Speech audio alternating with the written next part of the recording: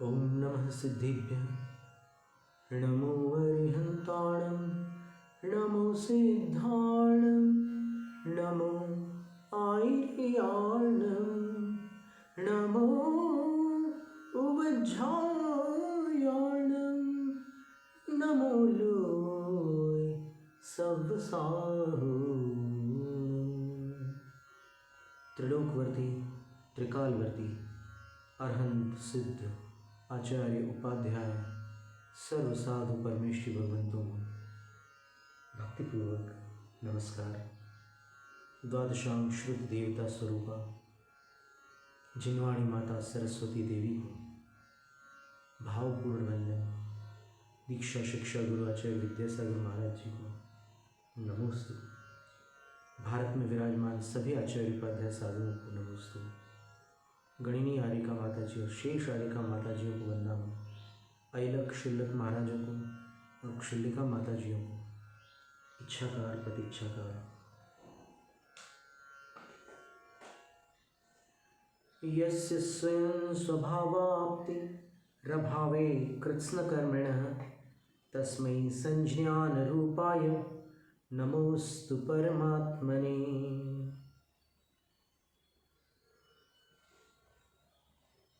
आचार्य पूज्यपाद स्वामी ने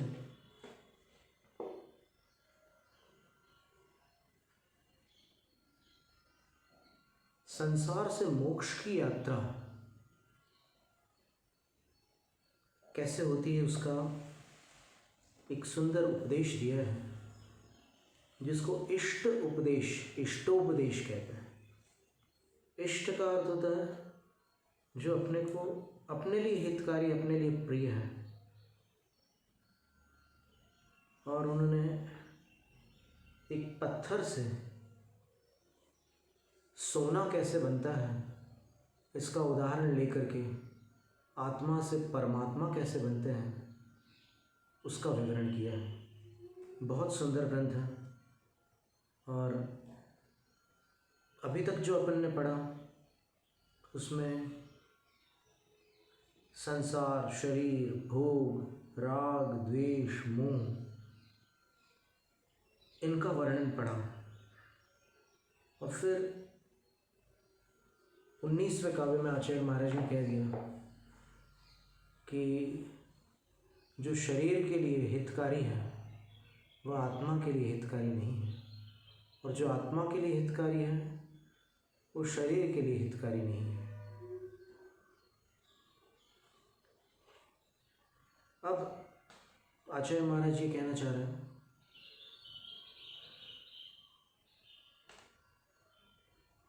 कि संसारी प्राणी जो ध्याता है सो पाता है। बाकी जितना भी उपक्रम है, पुरुषार्थ है, उठापटक है, सब कुछ एक तरफ है। और जो भी लक्ष्य अपना उस पर अपना ध्यान अगर स्थिर हो तो कार्य सिद्धि होती है। ध्यान भटकता है तो कार्य सिद्ध नहीं होता। आचार्य कहते हैं यज्जीवस्य उपकाराय तद्देहस्यापकारकं यद्देहस्य उपकाराय तज्जीवस्यापकारकं। ये अपन पढ़ चुके थे। इतश्चिन्तामणिर्दिव्य इतः पिण्याकखण्डकं ध्यानेन चेदुभे लभ्ये क्वाद्रियन्तां विवेकिनः। अब यहाँ विवेक की परीक्षा वाली बात है। इतश का अर्थ होता है इस तरफ से, और इत यानी इस तरफ से, दोनों ओर से।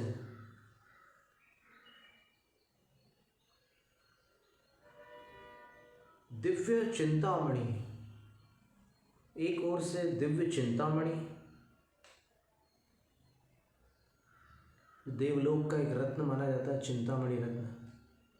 चिंतत चिंता रैन, भूधरदास कविकृत पार्श्व पुराण में जो 12 भावना है, राजा राणा छत्रपति, उसके अंतिम छंद में वो क्या लिखते हैं, अंतिम दोहे में,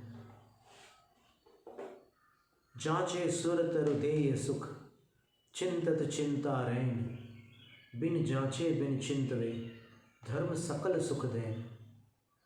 जांचे यानी याचना करो तो कल्प तरु आपको सुख प्रदान करता है।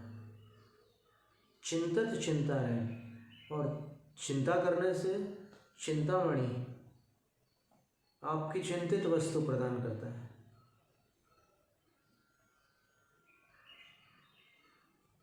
और धर्म जो है, बिन जांचे बिन चिंतवे सकल सुख देन। याचना भी नहीं करनी पड़ेगी आपको, चिंता भी नहीं करनी पड़ेगी, धर्म आपको सर्व सुख प्रदान करेगा। यहाँ पर उसी चिंतामणि की बात हो रही है कि एक ऐसा रत्न होता है देवलोक में कि जिसके सामने जो भी चिंता करते हैं, जो वांछा करते हैं, बोलना भी नहीं पड़ता, वो वस्तु प्राप्त हो जाती है। तो यहाँ से एक ओर से दिव्य चिंतामणि और एक ओर से पिण्याक खंडक। पिण्याक कहते हैं जो तिलहन है, जिन वस्तुओं से तेल निकलता है, जैसे तिली है, जैसे मूंगफली है, जैसे बादाम है, ऐसी अनेक वस्तुएं हैं जिनमें से तेल निकाला जाता है। तो पिण्याक खंड का अर्थ होता है तेल जिसमें से निकल चुका है, ऐसा खली चुनी का टुकड़ा।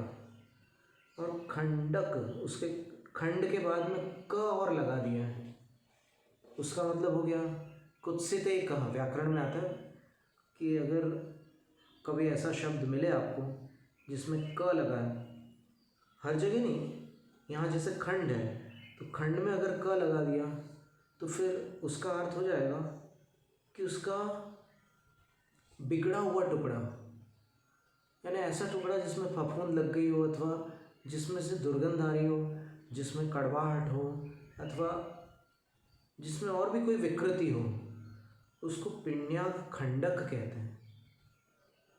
खली चुनी का बोलचाल में अपन कहें कि रद्दी टुकड़ा। चेत, चेत का अर्थ होता है यदि। ध्यानेन उभे लभ्ये, ध्यान से दोनों ही प्राप्त हो सकते हों। आप ध्यान लगाओ तो दिव्य चिंतामणि प्राप्त हो सकता है, ध्यान लगाओ तो खली चुनी का बिगड़ा हुआ टुकड़ा भी मिल सकता है। आप जिसका भी ध्यान करेंगे वो आपको अवश्य प्राप्त होगा। तो यदि आचार्य कह रहे हैं कि यदि दोनों चीज़ें मिल रही हो आपको, तो क्वाद्रियंताम विवेकिना, विवेकी जन इन दो में से किसके प्रति आद्रियंताम आदर करें, अर्थात किसका ध्यान लगाएंगे विवेकी जन, दिव्य चिंतामणि का या खली चुने के बिगड़े हुए टुकड़े का। तो इसमें अभिप्राय यही है कि अभी तक जो वर्णन किया आचार्य महाराज ने, सांसारिक सुख, देवलोक का वैभव और पांचों इंद्रियों की सुख सामग्रियां, जिनको भोगोपभोग के साधन कहा जाता है, ये सब उस अंतरंग वैभव के सामने, अर्थात अपने भीतर जो चैतन्य स्वरूपी आत्मा है, उस आत्मा के समक्ष खली चुनी के बिगड़े हुए टुकड़े से बढ़ कर के नहीं है। और इन सारे सांसारिक सुखों के सामने जो आत्म वैभव है वो दिव्य चिंतामणि से कम नहीं है। बहुत बड़ी बात कह दी आचार्य महाराज ने। अब ध्यान से दोनों प्राप्त हो सकते हैं, उभे लभ्ये, दोनों ही प्राप्त किए जा सकते हैं। तो विवेकेन क्वाद्रियंतम, विवेकी जन क्व, किसके प्रति, आद्रियंताम, आदर करें, विवेकी जन। अब ये विवेक जो है ना, ये दुनियादारी के विवेक से थोड़ा अलग है, हट करके है। ये अपने अंदर के हिसाब किताब का विवेक है। बाहर का विवेक तो बहुत लोग सीख लेते हैं संगति के प्रभाव से, लेकिन अंदर का विवेक सीखने के लिए जिनको अंदर के खजाने का सब पता है, जिन्होंने आगम से, अभ्यास से और निर्विकल्प समाधि से अंतस्तत्व का परिचय प्राप्त किया है, उनके पास ये हिसाब सीखा जाता है।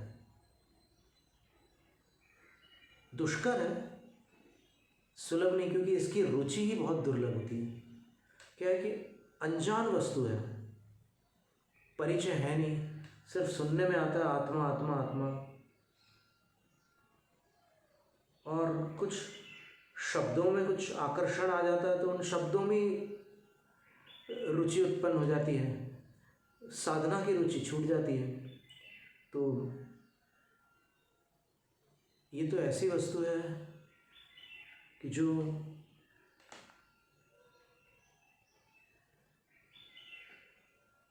वाराणसी के जो न्याय वेदता विद्वान हुए, जिससे पहले पंडित अंबादास शास्त्री जी ने गणेश प्रसाद वर्णी जी को पढ़ाया था, पंडित जगनमोहन लाल शास्त्री को भी पढ़ाया था, ऐसे बहुत से विद्वान, जैन विद्वानों को वो पढ़ाया करते थे न्याय।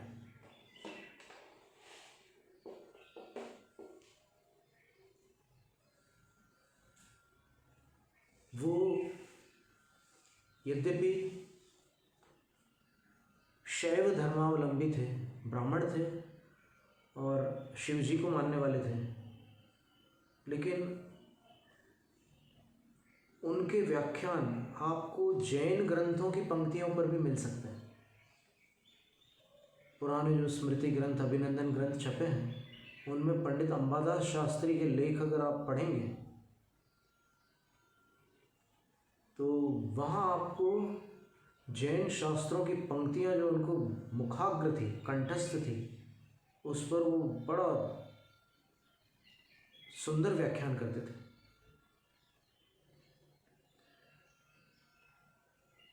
तो एक घटना ऐसी हो गई थी वहाँ पर कि सब विद्यार्थी पढ़ रहे थे, फिर एक को प्यास लग गई। उनने कहा कि गुरुजी पानी, तो बोले वहाँ अंदर चले जाओ, नल है। तो वो थोड़ा सा रुक गए, क्योंकि नल का पानी और अनछना पानी उस समय के जैन बालक भी नहीं पीते थे। तो वो गुरुजी समझ गए, बोले कि जाओ, चिंता मत करो, छन्ना लगा हुआ है, जाओ। वो जाकर पानी पी करके आ गए। पानी पीकर जब आए तो गुरु ने पूछा कि लगा था कि नहीं छन्ना? हाँ, बोले छन्ना तो लगा था, लेकिन फिर भी आप घंटी तो उन्हीं की बजाते हो, बोले। यानी आप जैन धर्म को थोड़ा थोड़ा मानते हो, लेकिन आपकी श्रद्धा तो वहीं पूरी वहीं पर है। तब उनने कोई उत्तर नहीं दिया। सारे विद्यार्थी जब जाने लगे तो उनने बोला कि रुक जाओ जगन मोहन लाल, यहाँ रुक जाओ। तो इनको लगा कि अब आज परेड होगी, अब तो मैंने गुरु के सामने ऐसे मुंह खोल दिया तो अब तो कुछ उसकी प्रतिक्रिया प्राप्त होगी। लेकिन गुरु जी ने ऐसे उस बालक के हाथ पर हाथ रख करके कहा कि बेटा, मैं जानता हूँ इतना न्याय पढ़ने के बाद क्या मुझे पता नहीं है कि वास्तविकता क्या है? मैं सब जानता हूँ, लेकिन ऐसा है कि मेरा एक व्यावहारिक जीवन भी है। अंदर से ठीक है, मेरी जो भी श्रद्धा है वो है, लेकिन एक मेरा व्यावहारिक जीवन है। अगर मैं खुल करके जैन धर्म को अपना लूँगा तो मेरा परिवार कैसे चलेगा? मेरे यहाँ वैवाहिक संबंध कैसे होंगे?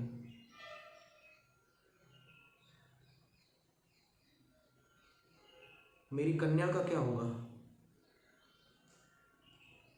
तब पंडित जी समझ गए कि जो भी जैन न्याय को आद्योपांत विधिवत पढ़ लेगा वो उससे प्रभावित हुए बिना रह ही नहीं सकता।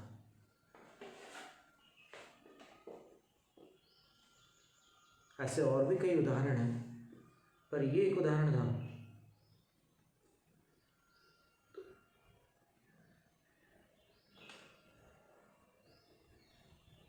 वो वैभव है, आत्म वैभव।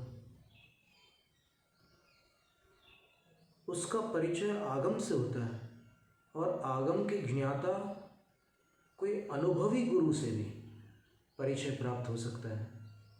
अब अनुभवी की क्या पहचान है? कैसे ढूंढें अनुभवी गुरु को?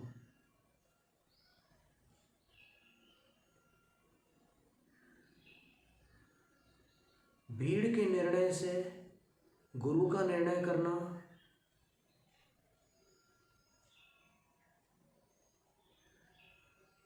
अध्यात्म मार्ग में तो योग्य नहीं गिना जा सकता। अध्यात्म मार्ग में तो जहाँ अपना हृदय और उनका हृदय मिले,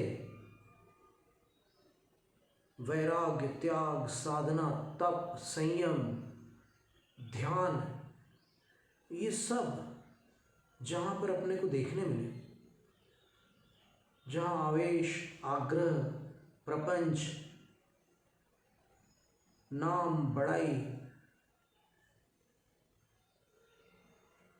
इन सब का कोई मूल्य ना हो,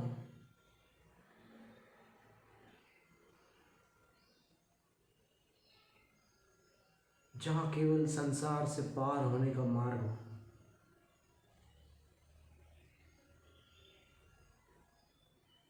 बहुत अद्भुत मार्ग है, बहुत अद्भुत वस्तु है, पर बहुत दुर्लभ भी है।